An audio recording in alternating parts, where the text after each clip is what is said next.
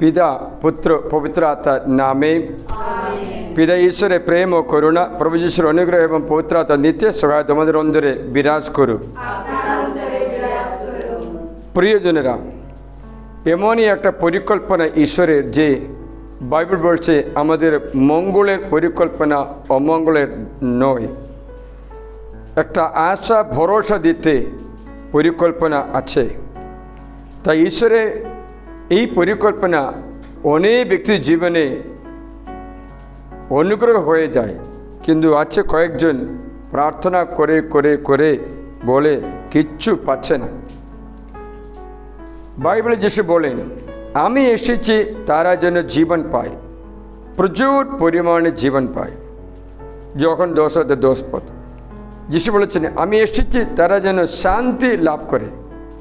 আমারই শান্তি তোমাদের দিচ্ছি। কিন্তু আমরা দেখতে পেয়েছি অনেক ব্যক্তিদের মধ্যে শান্তি নেই। যখন তো মঙ্গল সমাজ যিশু বলেছেন 14 আমি তোমাদের শান্তি এনে দিই, আমারই তোমাদের দান করি, তবুও অনেক ব্যক্তিরা শান্তি অনুভব করে না। যখন 14 পদের সংখ্যা 27 লেখা আছে, বাইবেল আবার বলছে, আমি আরোগ্যদাতা, তোমরা সকলে আমার কাছে এসো। আমরা তা জানি যাত্রা পুস্তকে 15 24 দেখে আমরা বুঝতে পারি যে অনেক ব্যক্তিরা এই আশীর্বাদের লাইনে আসছে না। ঈশ্বর যদিও প্রতিশ্রুতি দিয়েছেন, আমি আরোগ্যদাতা, I am the Lord your healer, Jehovah Rapha. যাত্রা পুস্তক 15:26 26। তবুও অনেক ব্যক্তিরা অনুগ্রহ লাভ করে না। বাইবেল বলছেন, আমি আশীর্বাদ দিচ্ছি। প্রভুর আশীর্বাদ একজনকে ধনবান করে, তার সঙ্গে কোনো কাজের পরিশ্রমের কোনো প্রয়োজন নেই বলে। বাইবেল বলছে, প্রভুর আশীর্বাদ একজনকে ধনবান করে, তার মধ্যে কোনো দুঃখ দিচ্ছে না প্রভু। প্রবচনমালা অধ্যায় 10 পদের সংখ্যা 22 প্রভু বলছেন, আমি আমার আশীর্বাদে তুমি ধনবান হো। কিন্তু আমরা জানি অনেক ব্যক্তিরা আর্থিক সমস্যাতে জীবনযাপন করে তারা কষ্ট পেয়ে থাকে। বাইবেলে এই কথাগুলো কি মিথ্যা বা সত্য?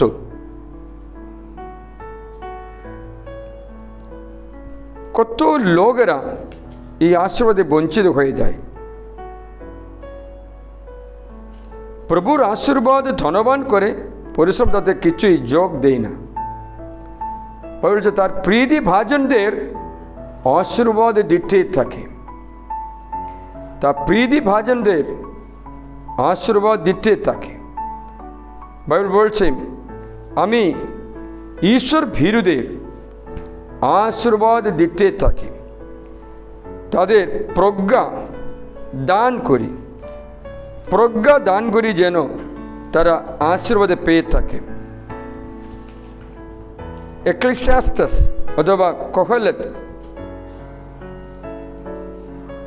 বাংলাতে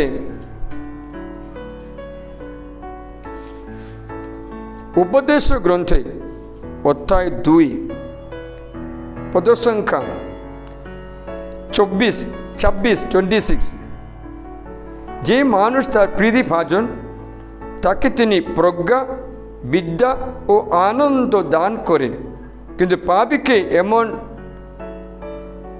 দণ্ড দেন, সে যেন পরমেশ্বরের প্রীতি ভাজনদের জন্য ধন সংগ্রহ করে সঞ্চয় করে। মানে হচ্ছে ঈশ্বর প্রীতি ভাজনদের ঘুমিয়ে থাকলেও আশীর্বাদ দিয়ে বলছেন। এগুলো বাইবেল বাণী আছে। ঈশ্বরের প্রীতি ভাজন যখন ঘুমিয়ে থাকে, ঈশ্বর সেই সময়েও তাকে আশীর্বাদ দিয়ে থাকে। এই বচনগুলো সত্য নাকি মিথ্যা এখন আমরা চিন্তা করতে হয়। এই বচনটা Psalms 187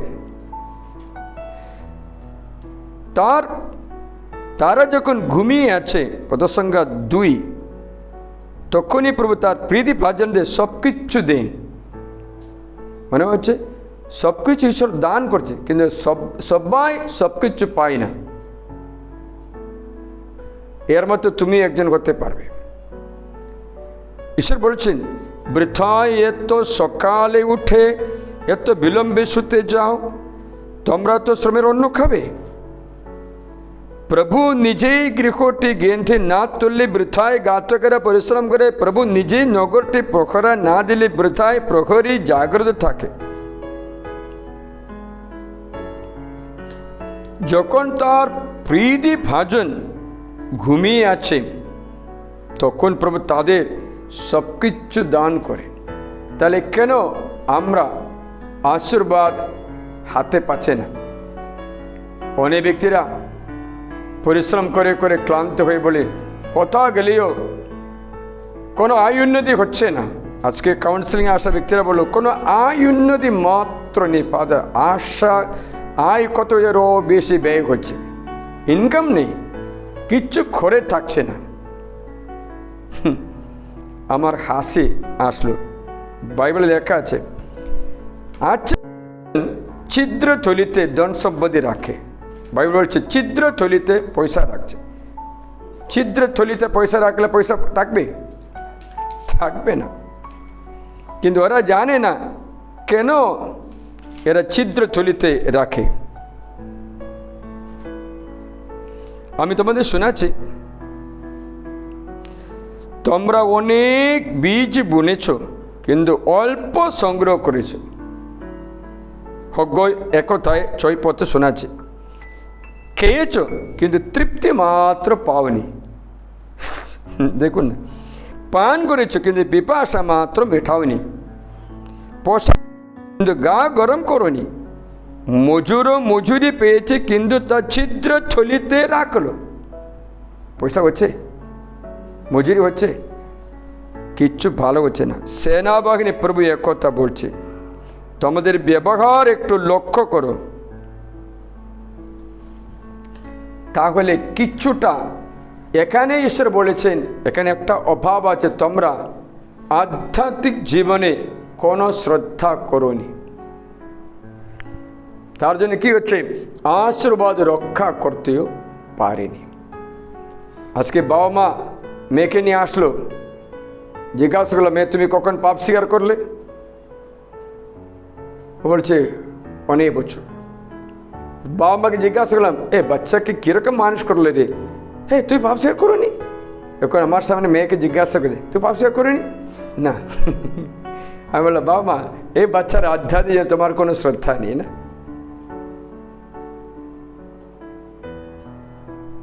প্রিয়জন, আমরা যখন পরিশ্রম করে থাকি ফসল কম পেতে থাকি। এখানে বলছে, বাইবেল বলছে, তোমার ঈশ্বরের গৃহ, ঈশ্বরের গির্জা তোমার কোনো শ্রদ্ধা নেই। ও উচ্ছন্ন অবস্থায় পড়েছে, নিজেদের ঘরের জন্য চিন্তা করে থাকে। মানে গির্জায় ভালো আছে কি না, খালি হচ্ছে কি না, কোনো চিন্তা নেই। গির্জা যাও, আজকে মিশা 2টো করলাম, দ্বিতীয় মিশাতে প্যারিসে গেলাম। কতজন ছিল? 20-25 জন হলে করতে পারে। 140 পরিবার আছে, সন্ধ্যাবেলা মিশা করে যেন সবাই যোগদান করতে পারে। কিন্তু গির্জাঘর অনেক খালি। গির্জাঘর যখন খালি থাকে, তোমার নিজের ঘরও খালি হতে পারবে। কারণ লেখা আছে, সেনাবাহিনী প্রভু একথা বলছেন, এই লোকেরা নাকি বলছেন প্রভুর মন্দির পুনর্নির্মাণ করার সময় এখনও আসেনি। তখন নবী হগ্গয়ের মধ্য দিয়ে প্রভুর বাণী এসে উপস্থিত বলল, কি তোমাদের নিজেদের ছাদ 8টা গৃহে বাস করার সময়, যখন এই গৃহ উচ্ছন্ন অবস্থায় রয়েছে, নিজে নিজে কিন্তু কিচ্ছু রক্ষা করতে পারছে না। আজকে শ্রেষ্ঠ বললাম, আমরা আজকে 3টে মিশা করলাম, বললাম আরও ভালো। কারণ প্রভুর দেহ রক্ত গ্রহণ করতেও তোমার পাপ প্রায়শ্চিত্তের জন্য মন্দিরে তোমার ব্যাকুলতা তাকে বলে তুমি আশীর্বাদের পাত্র হয়ে থাকবে। মন্দিরের জন্য তোমার ব্যাকুলতা আছে, মন্দিরের জন্য। বাইবেল বলছে হরিণ যেমন জলাশয়ের জন্য তৃষিত থাকে, তেমনি আমার প্রাণ প্রভুর প্রাঙ্গণের জন্য তৃষিত আছে। সামসঙ্গীত 42 অধ্যায়ে সাম 42, হিরণী যেমন জলাশয়ের জন্য তৃষিত, হরিণী যেমন জলস্রোতের আকাঙ্ক্ষায় ব্যাকুল, তেমনি পরমেশ্বর তোমারই আকাঙ্ক্ষায় ব্যাকুল আমার প্রাণ। পরমেশ্বরের জন্য, জীবনময় ঈশ্বরের জন্য আমার প্রাণ তৃষাতুর। কবে যাব, কবে দেখতে পাবো পরমেশ্বরের শ্রীমুখ? কবে যাব, কখন গির্জা হবে, কখন প্রার্থনা হবে, যেন আমি পরমেশ্বরের মন্দিরে গিয়ে আমার প্রণাম, আমার সম্মান, ভালোবাসা প্রকাশ করতে পারি। অন্য ভাষায় বললে, তোমার আনন্দ কিসেতে আছো? আজকে প্রার্থনার বিষয় এইটা, তুমি কিসেতে আনন্দ করছো? নাকি তুমি পাপ, অন্যায় ও অপকর্মে তোমার আনন্দ হচ্ছে কিনা? পাপের নাকি তোমার আনন্দ হচ্ছে কিনা? অথবা তুমি প্রভুতে আনন্দ পাচ্ছ কিনা? প্রশ্নটা খুব সিম্পল। তুমি প্রভুতে তোমার আনন্দ হচ্ছে কিনা? তো তুমি পাপ করতে আনন্দ পাচ্ছ কিনা? হৃদয়ের অন্তরে পাপের দিকে, অপকর্মের দিকে, কুকর্মের দিকে, এই জগতের সবকিছু থেকে আনন্দ রক্ষা করে তুমি যখন প্রার্থনার ভান করো, মনে হচ্ছে তোমার অন্তরে আশীর্বাদ প্রবেশ করিবে না। আশীর্বাদ দেওয়া হবে কিন্তু প্রবেশ করিবে না, কারণ জায়গায় নেই। বাইবেল বলছে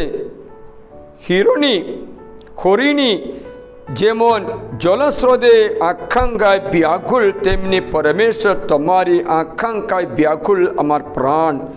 পরমেশ্বরের জন্য, জীবনময় ঈশ্বরের জন্য আমার প্রাণ তৃষাতুর। কবে যাব?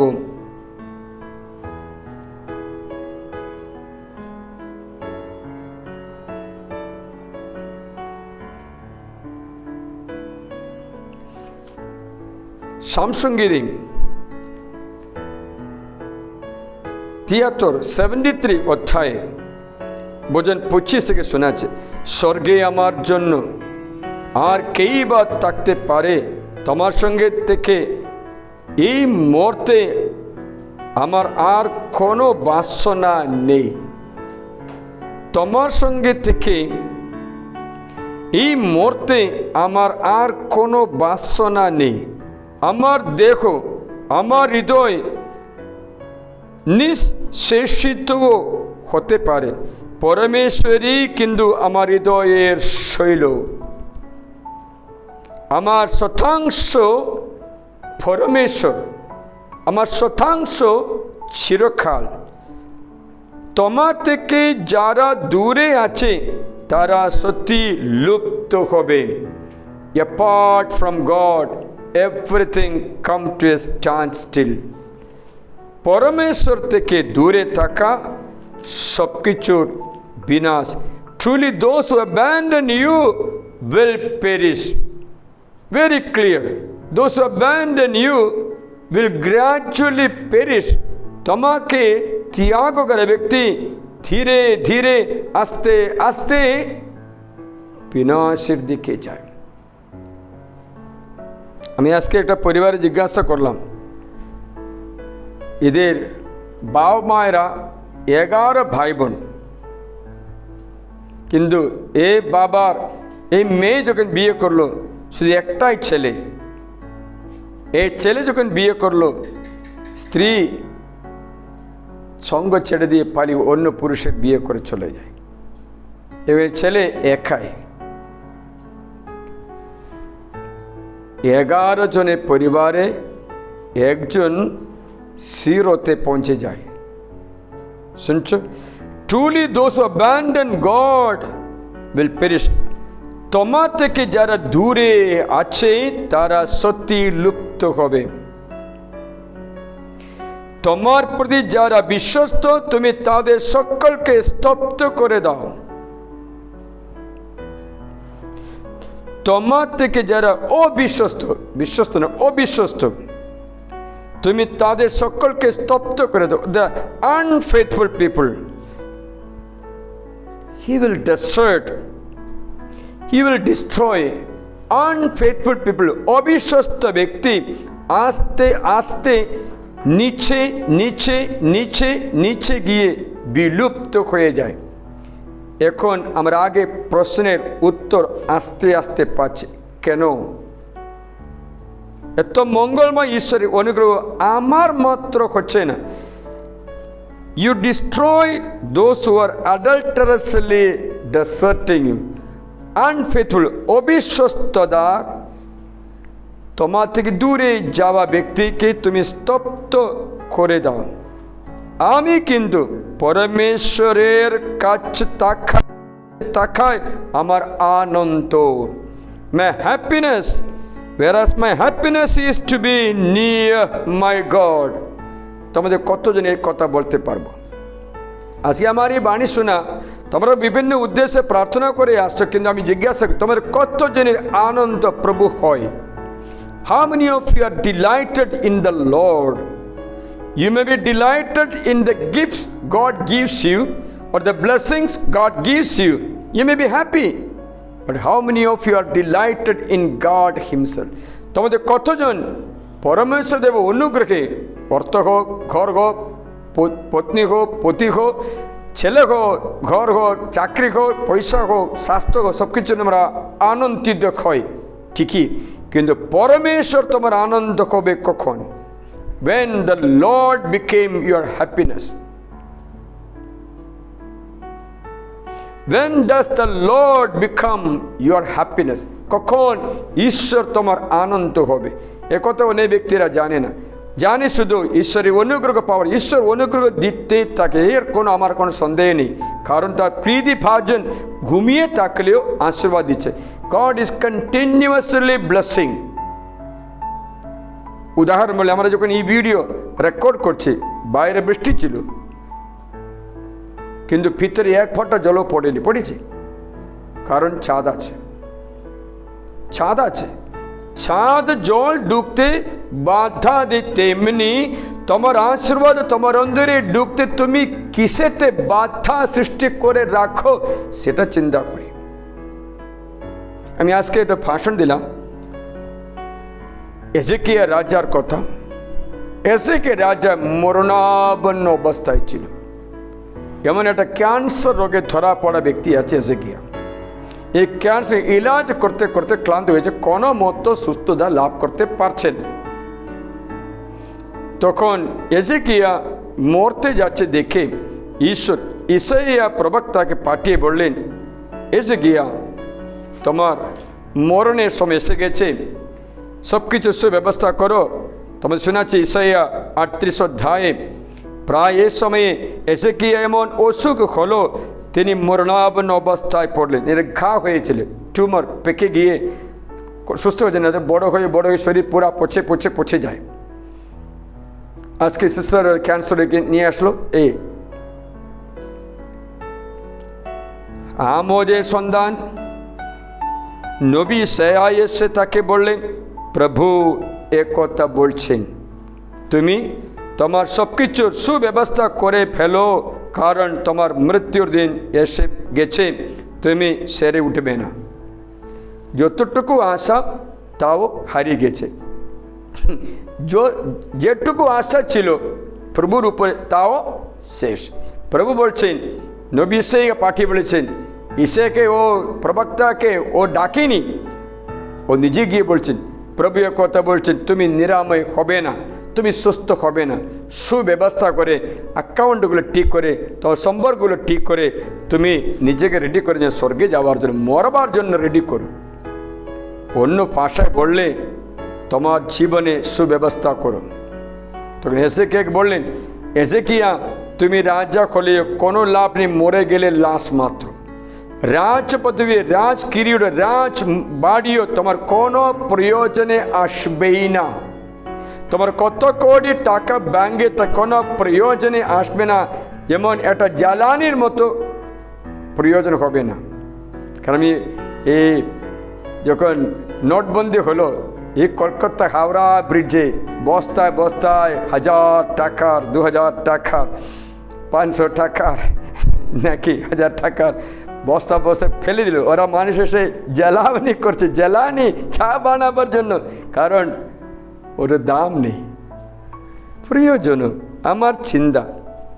এসে গিয়ে বলেছেন, তোমার রাজবাড়িও রাজ পদবী কালকে তোমার জন্য চিন্তা কোনো কিছু কোনো প্রয়োজন নেই। শত্রু আসছে কিনা তোমার কোনো তুমি মরতে যাচ্ছ, নিজেকে বাঁচাও। যদি চাইলে নিজেকে বাঁচাও। হেজেকিয়া কে করলেন? সবাইকে নিয়ে মীমাংসা করলো, এ ক্ষমা করে দিন, আমি তো মরতে যাচ্ছি, কেন মনে একটু শান্তি, দয়া করে মাফ করো, পাপকে ক্ষমা করো, ক্ষমা করে দাও। আবার দেখি তোমার কত ঋণ আছে, এটা শোধ করে দিচ্ছি, আমি কিছু দিতে হবে না, তুমি নিয়ে যাও, ঋণ শোধ করে দিচ্ছি, মাফ করে দিয়েছি। আর তুমি কি হচ্ছে, আর তোমার জমি এই জমি তুমি নিয়ে নাও, সবটা সুব্যবস্থা করলো। পরে নিজের জন্য বলে উৎসর্গ করে নিজেকে বাঁচানোর চেষ্টা করছে। তখন হেজেকিয়া নিজের জন্য ব্যবস্থা করে নিজের জীবনে রাজবাড়ি কাজে আসছে না, রাজমুখিমা কাজে হবে না, মরে গেলে লাশ মাত্র। রাজা হোক, ধন সম্পত্তি হোক, কোটিপতি হোক, কত ডক্টর সামনে থাকা সত্ত্বেও কোনো প্রয়োজন নেই। কত কোটি টাকার বিয়ে, 5000 কোটি টাকার বিবাহ করলেও, খরচা করলেও কোনো প্রয়োজন নেই, কোনো প্রয়োজন নেই, কোনো কিছুর উপকারে আসছে না, মরে গেলে লাশ মাত্র। এসেকে যখন ঠিকঠাক করলো, ঠিকঠাক করার পর হেজেকিয়া বললেন, রেডি আছি প্রভু। তখনই ইসাইয়া বাড়ি পৌঁছে যাওয়ার সময় আবার বলেছেন, ইসাইয়া তুমি আবার ফেরত যাও, ফিরে গিয়ে হেজেকিয়াকে বলো, আসিরিয়া রাজা তোমাকে আক্রমণ করতে দেবই না।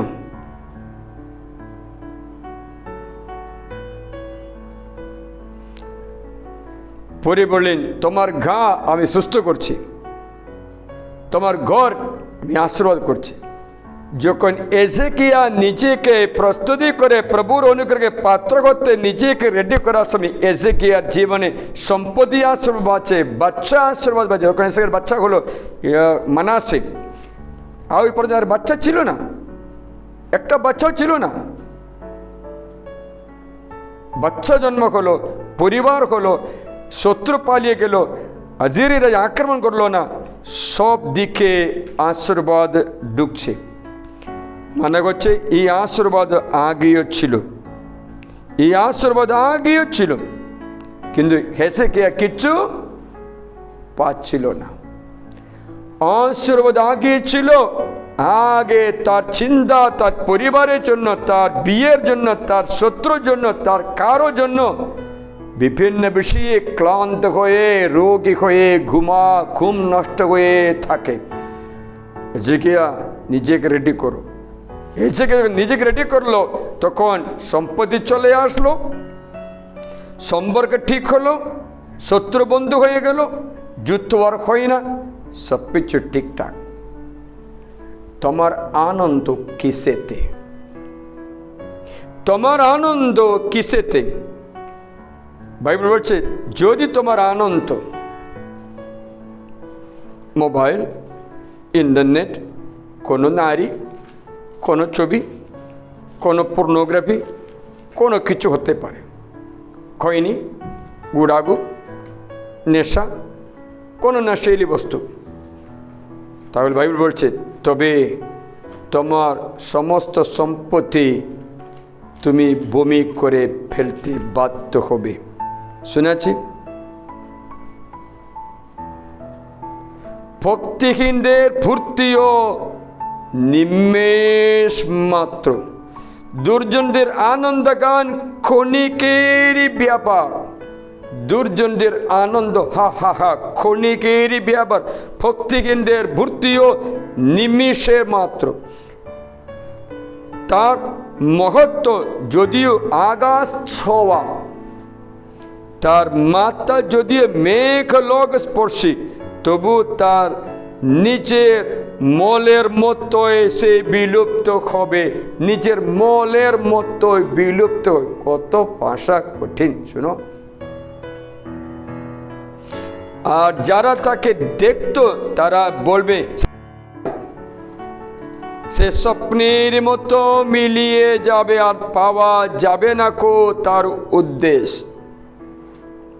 সে রাত্রিকালীন দর্শনের মতো উবে যাবে। তার সন্তানেরা গরিবদের ক্ষতিপূরণ দিতে বাধ্য হবে।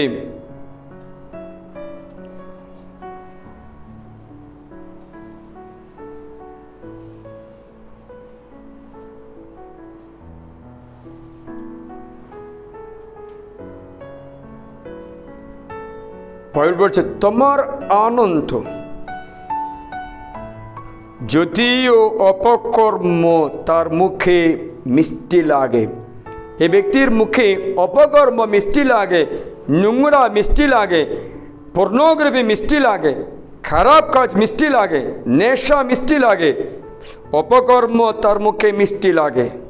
যদিও তার লুকিয়ে রাখতো জিহ্বার নিচে, খৈনি জিহ্বার নিচে, নালে দাঁতের সাথে ঠোঁটের নিচে কোথাও, যদিও তা লুকিয়ে রাখতো জিহ্বার নিচে, যদিও তা ছাড়তে সে সম্মত ছিল না, যদিও মুখের মধ্যে তা রাখত, তবু তার পেটে বিকৃত হবে, তার অন্তরাজিতে হবে কাল সাপের বিষের মতো।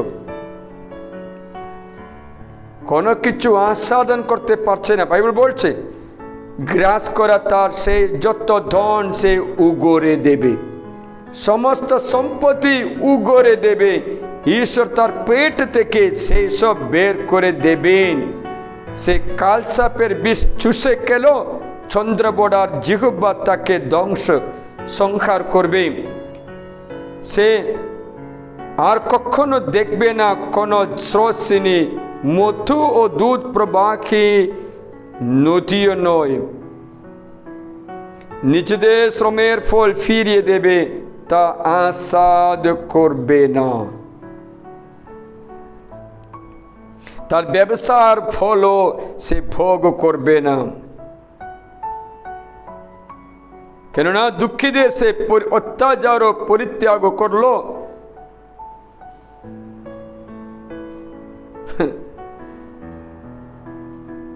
প্রিয়জন, জবে গ্রন্থ 20 অধ্যায় তোমাদের স্মরণে রাখা খুব ভালো। সবকিছু এখন উল্টা নিমিষের মতো চেঞ্জ হয়ে যায়। প্রিয়জন, তোমারই আনন্দ, তোমার আনন্দ কিসেতে? সেটাতে অধিষ্ঠিত তোমার সবকিছু, সেটাতে অধিষ্ঠিত তোমার সবকিছু। তা তোমার আনন্দ যদি প্রভু হয়, চিন্তা বিনে থাকতে পারো। তোমার আনন্দ যদি অন্য কিছুই আস্বাদন করতে ক্ষমতাও নেই। Hallelujah, hallelujah, hallelujah. তা প্রভুই তোমার শতাংশ যদি হয়, বাইবেল বলছে ঘুমিয়ে থাকলেও আশীর্বাদের পাত্র হয়ে যায়। তাই বাইবেলের বাণীগুলো এত সুন্দর। বাইবেল বলছে ঈশ্বর আমার শতাংশ। ঈশ্বর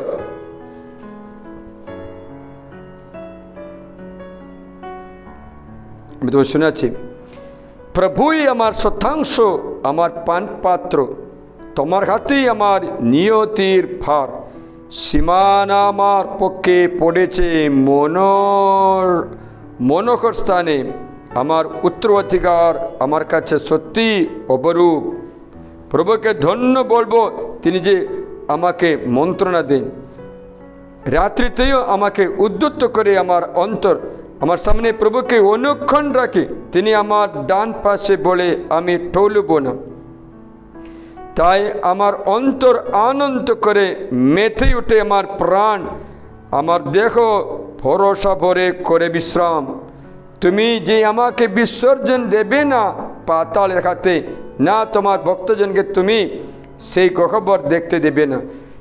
তুমি আমাকে জানিয়ে দেবে জীবনের পথ। তোমার সম্মুখে আনন্দে পূর্ণতা, তোমার সম্মুখে তোমার ডান পাশে চিরন্তন সুখ।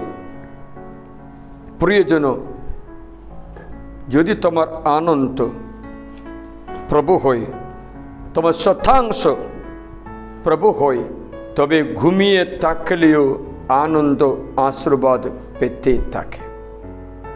না তো আসাধন করা কৃপা পর্যন্ত নষ্ট করে দেয়। পরে বলবে আমার আশীর্বাদ হচ্ছে না, কারণ প্রভু তোমার আনন্দ হয়নি।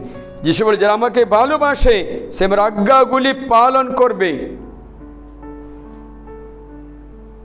আজ্ঞাগুলির মধ্যে প্রথম আজ্ঞাটা কি জানো? আজ্ঞাগুলির মধ্যে প্রথম আজ্ঞা আদি পুস্তকে 28 পদে লেখা আছে, ফলবান হো, বংশ বৃদ্ধি করো, পৃথিবী ভরিয়ে তোলো, তা বশীভূত করো, আকাশে পাখিদের উপরে, ভূমি যত সরীসৃপের উপরে, সমুদ্রে মাছের উপরে তুমি প্রভুত্ব করো। প্রথম আশীর্বাদ, প্রথম আজ্ঞা, ফলবান হো, বংশ বৃদ্ধি করো। আজকে অনেক দম্পতিরা ফলবান করতে চায় না। দুজনে মিলে একটা বাচ্চাকে দিলে ফলবান হয় না, বংশ অর্ধেকটা কেটে দুজন মিলে একজন দিলে দুজন মরে গেলে একজন বাকি, কত হবে? অর্ধেক অর্ধেক অর্ধেক কেটে কেটে জিরো। দুজন মিলে দুজনকে জন্ম দিলে বংশবৃদ্ধি কখনো হয় না, সমান হয়ে যায়। দুজন চলে গেল, দুজন থেকে গেল। এই দুজন থেকে যাওয়া ব্যক্তি যদি একজন মারা যায় তাহলে বংশ শেষ। জগতে কোনো ঘটনা কখনো হতে পারে, কখনো কেউ মরে যেতে পারে, কেউ না হতে পারে, কোনো দুর্ঘটনা করতে পারে। কারণ আমরা 8 জনের মধ্যে একজন বিবাহ করিনি, করতে পাত্র পাইনি, একজন বাদ। আমি তো পুরো হয়েছে, আরেকজন বাদ। বাকি 4টে মেয়েরা ওরা অন্য পুরুষের পরিবার বানাবে। ওই বাকি 2টো দাদার আছে, একজনের একটা মেয়ে বাচ্চা মাত্র, ওটাও বাদ। আরেকজনের 2টো ছেলে মাত্র। এই 2টো ছেলে যাতে আমার সংসার চলতে হবে। শুনছো না? শুনছো? যদি তারা বিবাহ করে না, এই বংশ শেষ হয়ে যায়।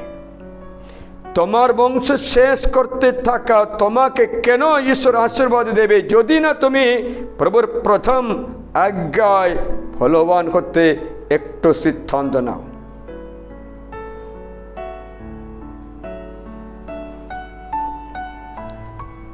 দ্বিতীয় আজ্ঞা, পাপ করতে আমি কাউকে অনুমতি দেই না। এদেন বাগানে সবকিছু অনুভব করো, একটা ছাড়া, সেটা হচ্ছে মঙ্গল অমঙ্গল বৃক্ষের ফল মাত্র খাবে না। দ্বিতীয় আজ্ঞা, আমরা এই 10টি আজ্ঞা মসিকে দেওয়া মাত্র জানি। মসির আগে আদম হওয়াকে দেওয়া আজ্ঞাগুলো কেউ লক্ষ্য করে না।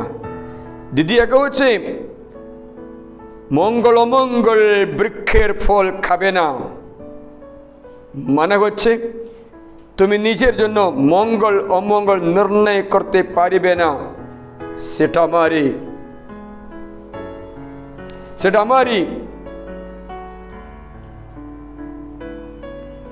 তৃতীয় হচ্ছে আমার জনগণ যাকে আমি গড়েছি আমার উপাসনা করতে থাকে, আমাতে আনন্দ করবে। স্বয়ং প্রভুই আমার আনন্দ। Hephzibah, my delight is in you, are my delight. কিন্তু ঈশ্বর আমাদের আনন্দ হয়নি। ঈশ্বর আমাদের আনন্দ হয়নি।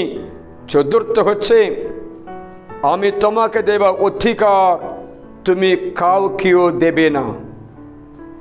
আমি তোমাকে অধিকার এবং পরাক্রম দিচ্ছি, সব কিছুর উপরে অধিকার, সে তুমি কাউকে দেবে না।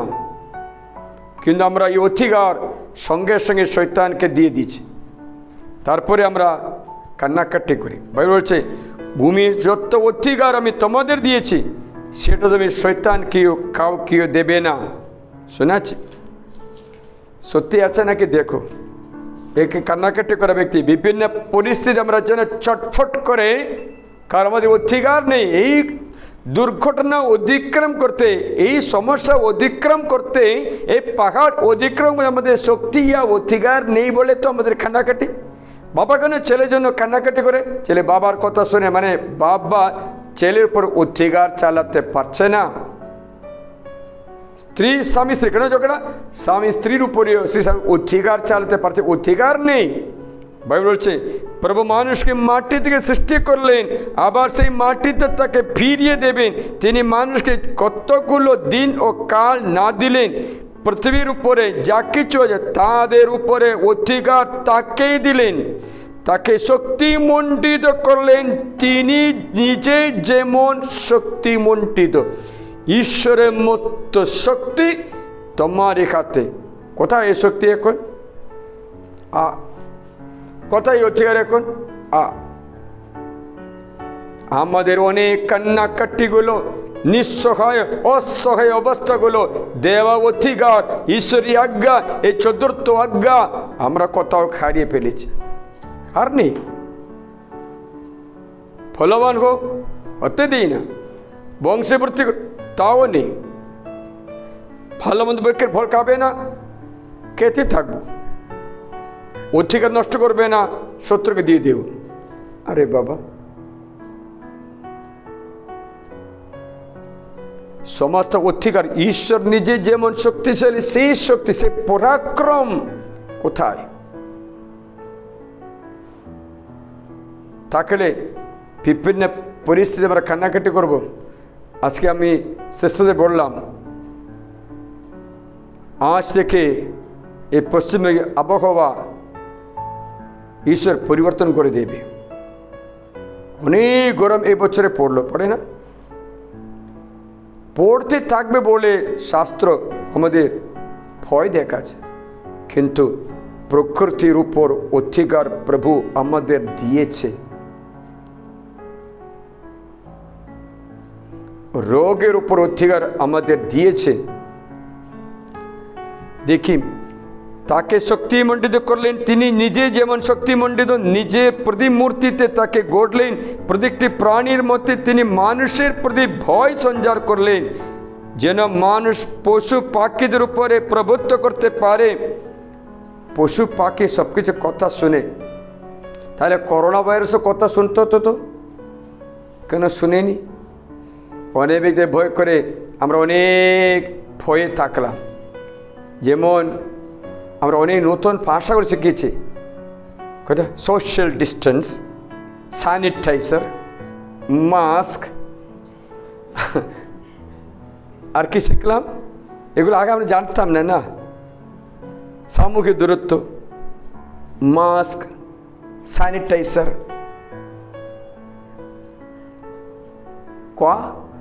কোয়ারেন্টাইন, এটা ভুলে গেছে। কোয়ারেন্টাইনই আছে, লকডাউন, এত আমরা শিখেছি না? এর আগে শিখতাম না, জানতাম না। কোয়ারেন্টাইন মানে কি? কোয়ারান্টা মিনস 40 days। করোনা ধরলে 40 দিন। এ বাইবেলে কোয়ারেন্টাইন লেখা, যিশু কোয়ারেন্টাইন করেছে তো, আবার এই যে মরুভূমিতে 40 দিন 40 রাত কোয়ারেন্টাইন ছিল তো। তারপরে যিশু দুর্বল হয়েছে বা শক্তিশালী এসেছে, শয়তানের উপরে বিজয়ী হয়ে এসেছে। কিন্তু আমাদের কোয়ারেন্টাইনের পরে আশা ভরসা হারিয়ে দিয়ে এরকমই আসছে। মাস্ক পুরা মুখে রেখেছি, আর ঠিক দেখতে পারছে না। क्या vaccine, first dose, second dose, test dose, third dose, কত ডোজ পেলাম। তারপর বলছে করোনা ডোজ পাওয়া মাত্র তাড়াতাড়ি মরে যায়, হার্ট অ্যাটাক হলে তখন আরো আইও বাবা তা মরে যাবো, ভয়ে কাঁদল। কি করবো?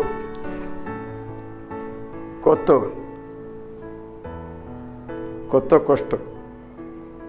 কিন্তু আপনারা জানেন একটা কথা, আমি এই লকডাউনে চপড়াতে ছিলাম, শিলিগুড়ি। গির্জাঘর বন্ধ করতাম না, লোকেরা আসতো, মিশা করতো, পাপ স্বীকার করতে আসতো, কাউন্সিলিংয়ে আসতো। কিন্তু চপড়াতে মাত্র করোনা ঢুকেনি। শুনছো না শুনছো? আমার বাড়িতে বাবা, দাদা, দিদি, ছেলেরা সব আছে। সবাই গিয়ে ভ্যাকসিন নিল। একটা না, তিনটেই নিল নাকি, দুটো নাকি তিনটে নিল।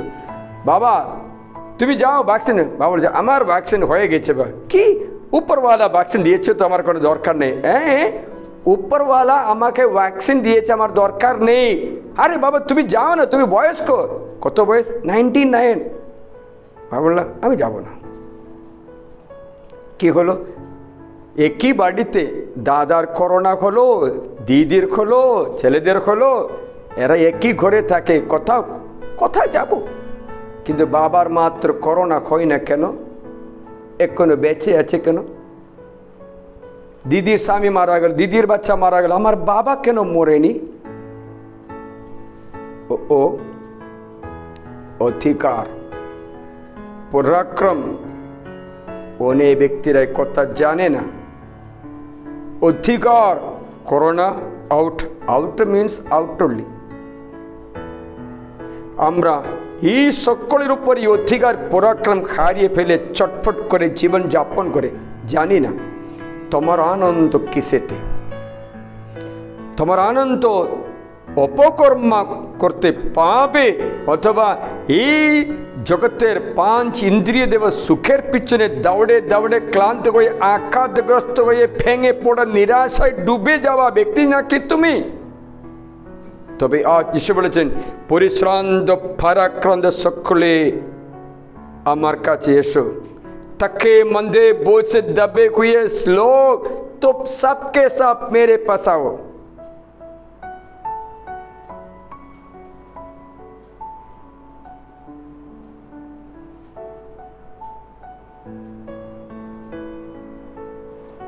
প্রিয়জন, আমরা কাউকে ছোট বড় করতে বলিনি। আমাদের দেওয়া অধিকার যিশু আবার ফেরত দিচ্ছে। যিশু বললেন, আমি এসেছি যেন তোমরা ফলশালী হও। যিশু প্রথম আজ্ঞা আবার জানিয়ে বলেছেন, কি জানো? আমাতে ফলশালী, আমি তোমাকে বেছে নিয়েছি। আমি হলাম আঙ্কুর লতা, তোমরা হলে শাখা। যে আমাতে থাকে আর যার আমি অন্তরে থাকি, সেই প্রচুর ফলে ফলশালী হয়, প্রচুর বাচ্চাকে জন্ম দিতে পারবে। বাচ্চাদের জন্ম দাও, ফলশালী, দেহের ফল, ফলশালী হো।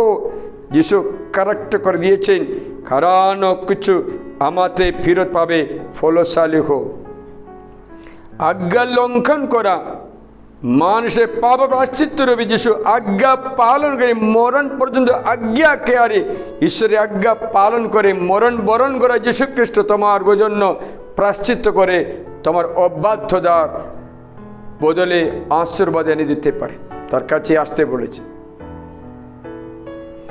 যিশু বলেছেন তৃতীয় আজ্ঞা, যে অধিকার অথবা পরাক্রম হারিয়ে গেছে অথবা ঈশ্বরের আজ্ঞা লঙ্ঘন করে পাপ করে দেয়, ভালো মন্দ, দ্বিতীয় ভালো মন্দ গাছের ফল। যিশু বললেন, দেখো আমি জীবন বৃক্ষ, আমার মাংস খাও, আমার রক্ত পান করে তবে জীবন পাবে বলেছে। যিশু দিয়ে এই আজ্ঞা পূরণ করে আমার মাংসের রক্ত, তুমি পবিত্র মিশাতে গির্জায় যাও, তোমার আনন্দ পবিত্র খ্রিস্ট যাক যেন হোক। কতজনের আনন্দের রবিবার দিন হয়? তোমার আনন্দ খ্রিস্ট যাক হোক, পবিত্র মিশা হোক, আমার মাংস রক্ত হোক, তবে তুমি জীবন প্রাপ্ত করবে, অনন্ত জীবন হবে। কতজনে আনন্দ মিশা হয়? তৃতীয়, চতুর্থ অধিকার। যিশু বলেছেন, আমি তোমাকে অধিকার দিয়েছি, অধিকার এবং পরাক্রম দিয়েছি। লুকাস মঙ্গল তাই নয়তে এখানে বচনটা শোনা শিষ্যদের কাছে ডেকে তিনি বললেন, তিনি 12 জনকে একত্রে ডাকলেন, তাদের তিনি সমস্ত অবদ্ধ ছাড়াবার জন্য, রোগ নিরাময় করার জন্য পরাক্রম ও অধিকার আবার ফেরত দিচ্ছে। সমস্ত পরাক্রম আমারই হাতে আছে বলে যিশু মতিতে মঙ্গল সমাজ অধ্যায় 28 বচন 16-18 লেখা, সমস্ত অধিকার স্বর্গে মর্তে পাতালে আমারই হাতে আমি তোমাকে অধিকার দিয়েছি। তা খ্রিস্ট যিশুতে তোমার যদি আনন্দ হয়, তোমার অধিকার তুমি ফিরে, তোমার পরাক্রম তুমি ফিরে পাও, তুমি তার মাংস রক্ত খেতে পাও, তুমি আজ্ঞাকারী যে বাধ্যতা শিক্ষানে যীশু খ্রিস্টের বাধ্যতারে পুণ্যবান করতে আশ্রয় পেতে পারো, যিশুতে ফলশালী করতে পারো। তাই আসুন প্রিয়জনেরা, প্রভুতে আনন্দ পায়। তোমার আনন্দ কিসিতে? Taking pleasure in evil earns condemnation. Taking pleasure in evil earns condemnation. যদি পাপে তোমার আনন্দ হয়, তোমার বিনাশ সঙ্গে আছে। যদি পাপে তোমার আনন্দ হয়,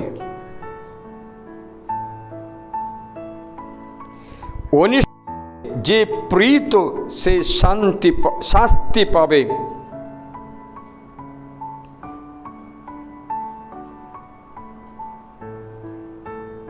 অপকর্ম যে সাধন করে সে নিজেরই ক্ষতি সাধন করবে। সিরাক 19:4-5। আসুন প্রভুর আরাধনা করি, আশীর্বাদ যাচনা করি।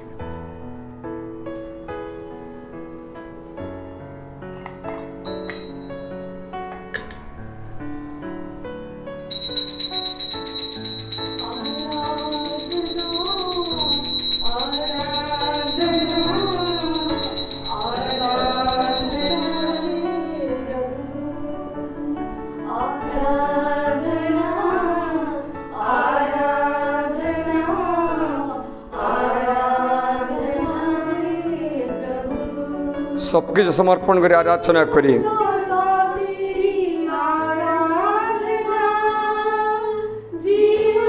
প্রভু আমাদের ফিরে দাও এই আশীর্বাদগুলি, আমরা তোমাতে আনন্দ লাভ করি।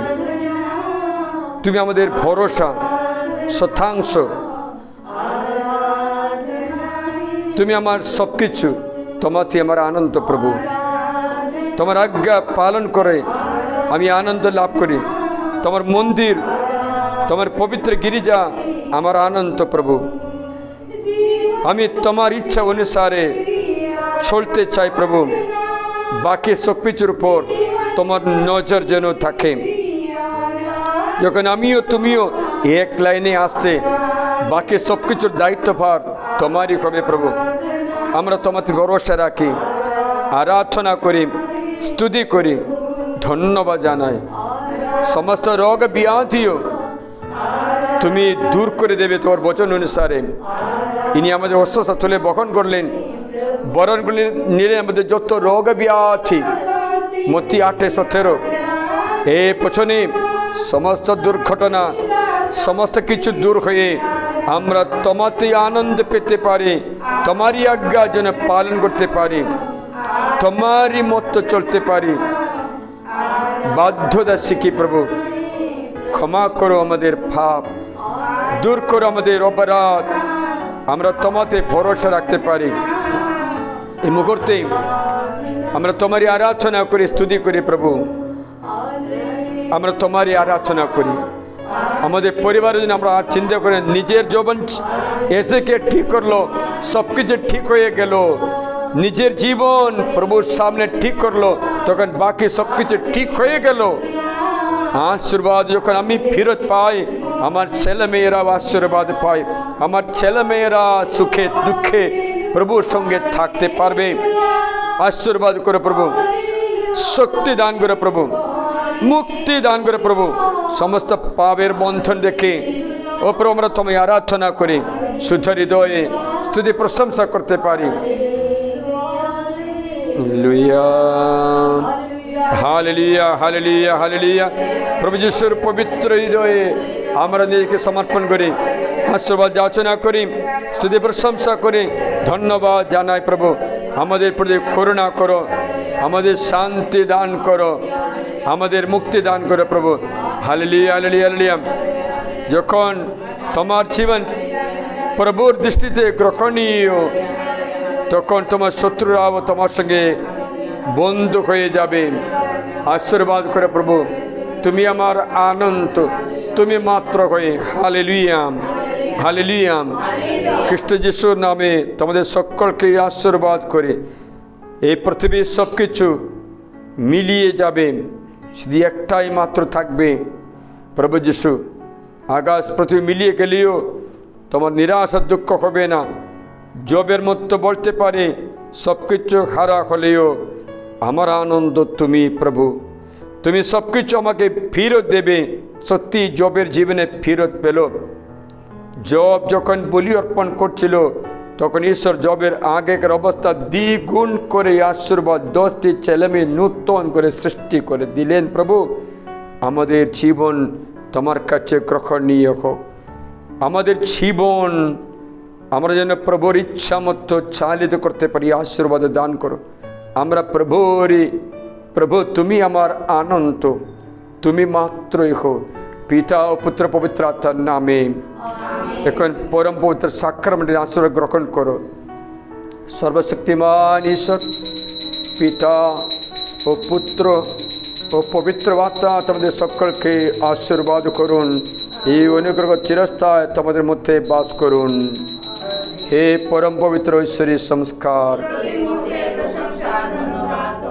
পিতা ও পুত্র পবিত্র আত্মা জয় হোক।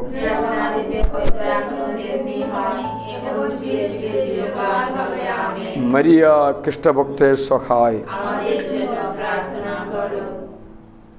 সকলকে জয় যিশু।